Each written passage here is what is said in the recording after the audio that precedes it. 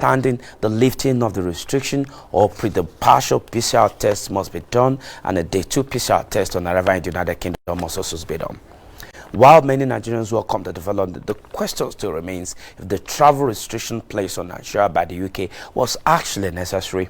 The recent diplomatic row between Nigeria and the United Arab Emirates was under issue of diplomatic concern. The row escalated to the extent that travel restriction was extended to Nigerian international passport holders.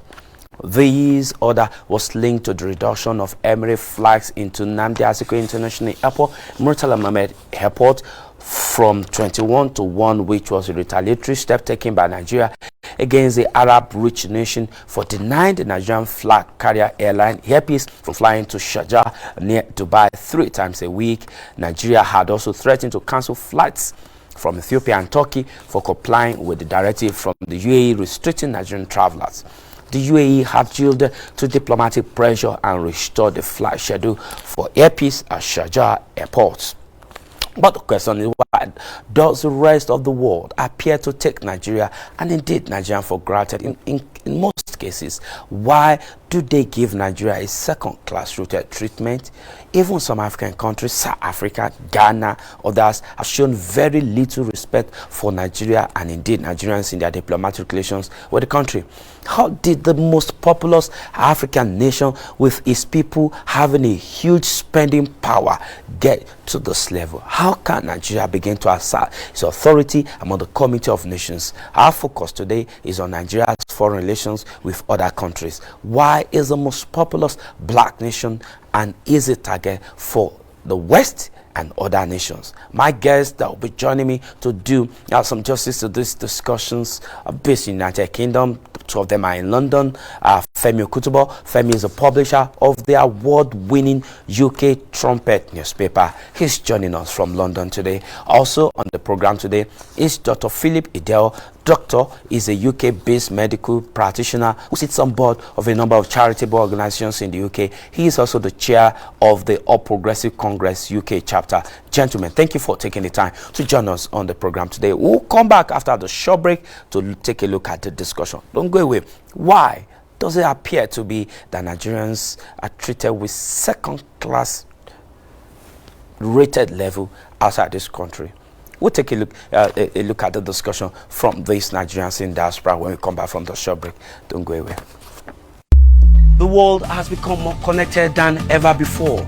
Every continent, color, race, language, and religion, even government, move towards common goals. We now live in a global village. Here on this program, we bring you global issues to shape our world. Government can do a lot with tax revenues collected for health and education. The role of the European Union is to accompany a partner, that is Nigeria, in offering our lessons learned to see whether together we can improve that situation. The emphasis on education, on vocational training, on the development of entrepreneurship is absolutely critical to its democracy. The Nigerian government, we would ask them to follow up the investigations that we have had, the evidence that we have gathered, and ultimately we made a number of recommendations.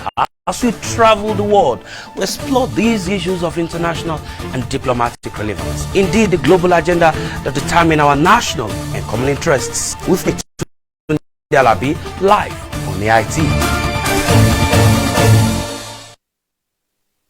Well, thank you for taking the time to join us on the program. I've got my guest here joining us on the show, Femi Okutubo. Femi Okutubo is joining us live from London. He is the publisher of the award-winning Trumpet newspaper, a widely read newspaper in the UK, and Dr. Philip Idel. Dr. Philip Idel is a medical practitioner. He's also the chair of the All Progressive Congress United Kingdom chapter. Gentlemen, thank you for taking the time to join us. Let me start with you, Femi. You are in the media. You know what is going on in the United Kingdom. Tell us the situation when you heard about Nigeria being placed on the red list. How did it come to you? It definitely came as a shock. Shock in the sense that when you look at the data, when you look at the science, there was really no serious justification for placing Nigeria on UK's red list. And as has been rightly said, even well after that, it can best be described as travel apartheid. Because even when you look at what's happening across the African continent, yes, scientists in South Africa discovered it, but it does not necessarily mean that that is where it originated from. So to now penalize African countries, and in this particular case, Nigeria, for this particular virus, was definitely out of order.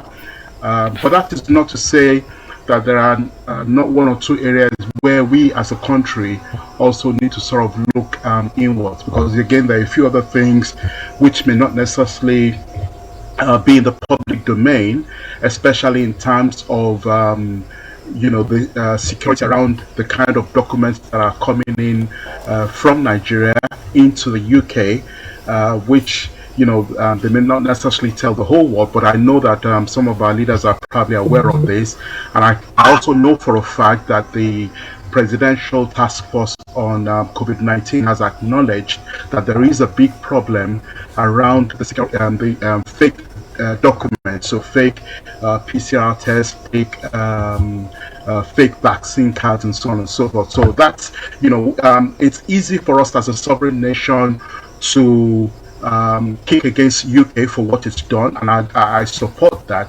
But I also believe that as a nation, we also need to look inwards and check that problem, because directly or indirectly, it's one of the underlying factors that is under consideration.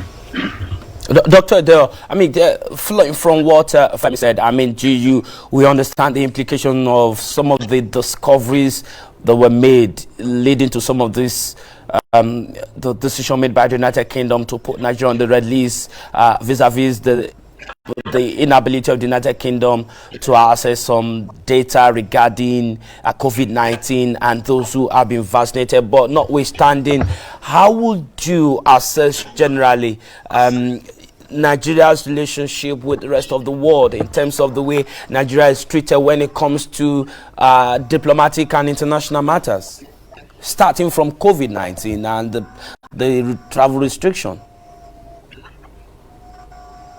Yeah, thank you very much, Mr. Alabi, for having me. It's not very clear, and the line is not very clear, but I think that I think I get the gist of your question. And whilst I align myself with Mr. Femi's response, I think that the way I have looked at this issue is the potential damage that such restrictions, blanket restrictions on travels around the world, whether it was done to Africans or any other parts of the world. I think that as government, there is and it remains a need to ensure that when you are making decisions, you don't shoot yourself on the foot. To have placed a blanket ban on travels from Nigeria and other African countries, regardless of people's vaccination status, I think that on its own was counterproductive. And I think that it does more harm than good. And I'm pleased that the UK government have taken a second look at this and have unbanned and erased that red list. This is simply because if you, as a doctor, we know for certain that the best way, the most potent way to deal with a viral infection of this kind, of this pandemic, is to use vaccination. I mean, this is not the first viral pandemic that the world has experienced. So, using vaccination as the tool to limit the damage and to limit mortality remains the most potent tool that we have as medical scientists and as medical practitioners. So if you are going to prevent people from traveling because of the emergence of a new variant of a virus, you need to separate those who have taken the vaccine from those who have not taken the vaccine. And I think that if we acted that way, it will have appeared more humane. The ideas of racism and travel appetites and and all kinds of negative scenarios that emerged as a result of these decisions will not have come up. So yes, whilst I agree that there are Nigerians who have presented, documents that are questionable, which we should look at, as a people. I think that a blanket decision on the part of the UK government or any other government at that, speaking purely from a medical side of medical perspective, I think was damaging to our cause.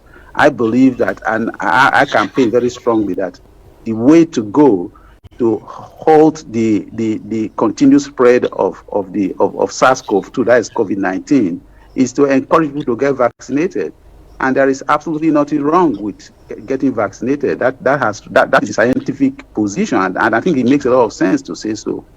So now, on the issue of why, as a people, we have found ourselves in this uncomfortable position, we shouldn't run away from the realities of the kind of world in which we live. You are always going to have people who will judge you by the color of your skin. I mean, that is the reality. You're also going to have people who will judge you because of your economic power. People who will judge you because you are not in a position to argue with them. In this instance, I will have to say that I commend the government of Nigeria for the way they robustly, responded to all the issues that came up. I mean, I think that as Nigerians, we should be very proud of the way our government responded, to these issues, respecting our citizenship. If where problems, exist, I think that it is the duty of our government to ensure that our citizens are put in the place where they ought to be put, and engage governments around the world to ensure that Nigerians are respected. But at the same time, that where Nigerians themselves are the cause of these problems, that Nigerians who are so involved are arrested and punished, because there should be consequences for bad behavior. And I think that is what we should be looking to deal with internally. How porous would we say government strategies in dealing with things of issues of international matter would be when we have instances where people can go outside the shores of the country and present fake vaccination ID, present fake PCR tests, minding the fact that they did not just jump to these countries. They passed through some processes, they passed through some protocols. How porous is Nigeria? Would we say those countries that do not have respect for what comes out of this country should be blamed, or we should blame the system in the country that is so corrupt and so porous in every area? Doctor? Yes, I mean, I totally agree with you. I think that the technology and the science exist to detect where these fraudulent practices, or if they do exist, where they come up. And I think that the UK as a country definitely have the robustness, in terms of medical technology to detect where people are faking things to come into the country. And I think that it was all a matter of deploying this technology, at the point of entry to find out those who were trying to con the system. But having said so, I think that from the Nigerian end, and this is where I say I agree with my brother Femi, I think that from the Nigerian end, we needed to, and we need to put in place checks and balances to ensure that whether organizations or individuals who go out of their way to do things that defame us and bring bad name to who we are as a people, those people should be dealt with by our own governments. I think that to leave people to float about without consequences for bad behavior and bad conduct, and then we blame those, the consequences or the outcome on others, I think it's not the right way to go. I think that if we have people who are trying to make money and therefore defraud the system or con the system or twist the system, such persons should be arrested and they should be made to face the law as documented. I think that if governments around the world began to see that we are acting this way, it will strengthen the hands of our government. But as I said earlier, I applaud the way our government has responded to the issues when they came up. They responded well. They defended our pride. They defended our citizenship. And I think that is the way it should have been. And on that, I cannot fault our government at all. All right, let me come to Femi. Femi, we heard the doctor saying, of course, the way the Nigerian government responded, robust response, but that is responding after probably the damage is said to have been done. How would you look at the situation where the system from Nigeria is not strong enough to dictate, arrest, and deal with issues that can bring some kind of negative impressions on the country? It's not there. For instance, let's take a look at the COVID-19 vaccination has a platform, data sharing platform, where every country can tap into, and based on the card you have, UK can check my card and find out from that platform that yes, I'm actually vaccinated, and we understand this sharing system is not being open to other countries from the Nigerian end. So the UK, we understand, as of the last time, cannot access this data as to who has been vaccinated or not vaccinated. And we have people traveling now with fake PCR and fake vaccination card. Should we blame these countries who have put a robust system in place, or Nigeria should start doing things in the right way? A system that would detect, arrest, and curtail all manners of corrupt and insensible behavior that can put us in trouble. With all sense of patriotism, I am of the strong view that more has to be done at the Nigerian end than the British end. Britain definitely has systems, or UK has systems to be able to detect certain things, and I think that is one of the reasons why, for example, there was an issue in terms of them requesting for some further information or access into the country's vaccine database. But again, that shouldn't really be, that in itself is not really the best way, because in every nation is sovereign, and if not, unless UK is also prepared to do the same, whereby they grant Nigeria access into their own database or vaccine database, I think there would have been an issue around that. But what I can tell you, and I say this from personal experience, about 3 weeks ago, I left the Lagos airport, the Murtala airport, and I saw a situation where a fake PCR test was procured on the within 30 minutes. Wow! After an exchange of money, at the airport. This has been, even there have been other instances that have been widely reported by, at least I know of cable media that reported one. Aside from that, shortly before then, I did the mandatory test, the PCR test that you need to do when you arrive in the country, and I got my test back maybe about 48 hours later.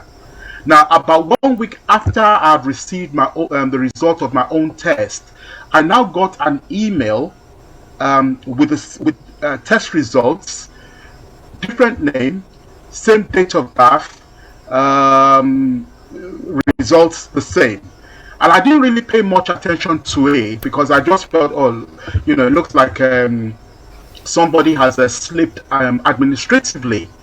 But with what one has now seen over the last few days, with what one has read in the media over the last few days, I would not be surprised, and I can probably guess that what has probably happened is that the same PCR test that I did, somebody has been able to access the database, gone in there, put a different person's name without bothering to change the email address, which is why the email would have come to me, without changing the date of birth, and so on and so forth.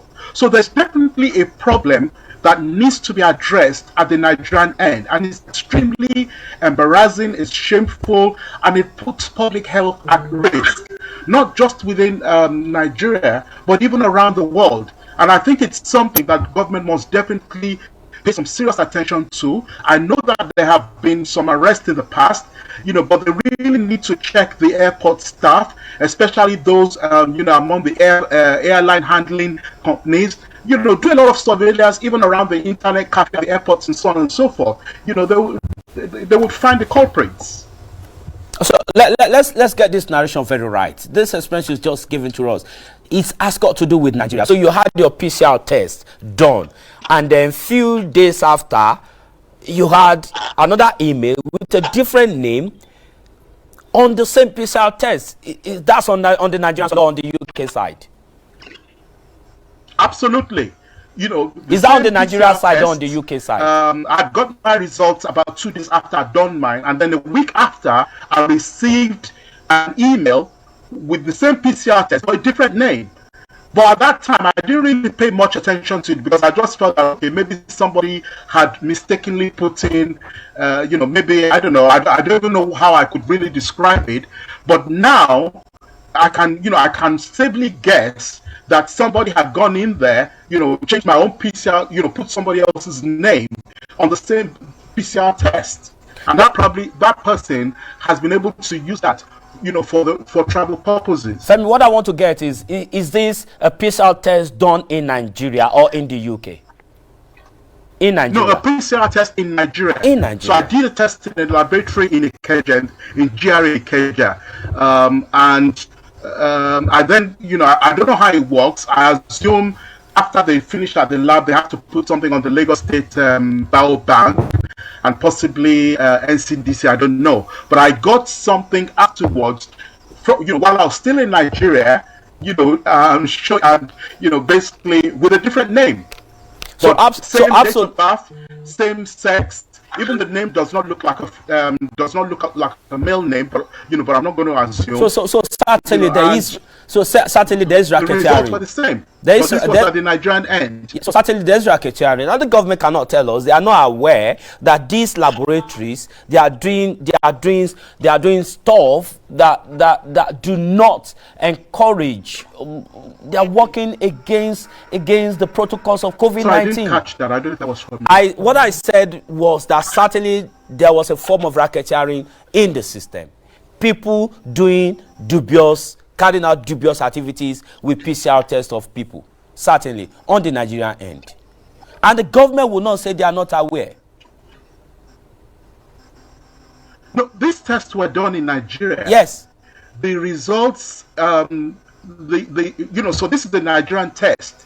This is a test that was carried out in Nigeria as part of the requirements of arriving in the country. Yes. And so I believe that the alterations were done within Nigeria. Yes. For whatever purposes. Yes. But I think it's something that the government could look into. Yes, I agree and if with they're you. really serious about it, I'm sure that this is not rocket science. It shouldn't be that difficult to actually get to the bottom of this. So thank you for sharing your experience to us, Dr. Dow. In 1 minute, let's conclude this program by let's have your thought on what Femi has said and what you think the Nigerian government can do, because it does appear we are putting blames on these other countries, but again, the truth is that even in Nigeria, we're not serious in dealing with issues that can make us somebody that can be respected, a nation that can be respected as individual or as a country. This is not about loyalty of anything. What is right is right. What is wrong is wrong. In 1 minute, sir, your word to Nigerians and to the government. Yeah, thank you very much. I think that you are asking the question about why Nigeria is as a country so disrespected, and why Nigerians outside seems to be treated so badly. I think that one, we have to speak to the issue of the commitment of government officials.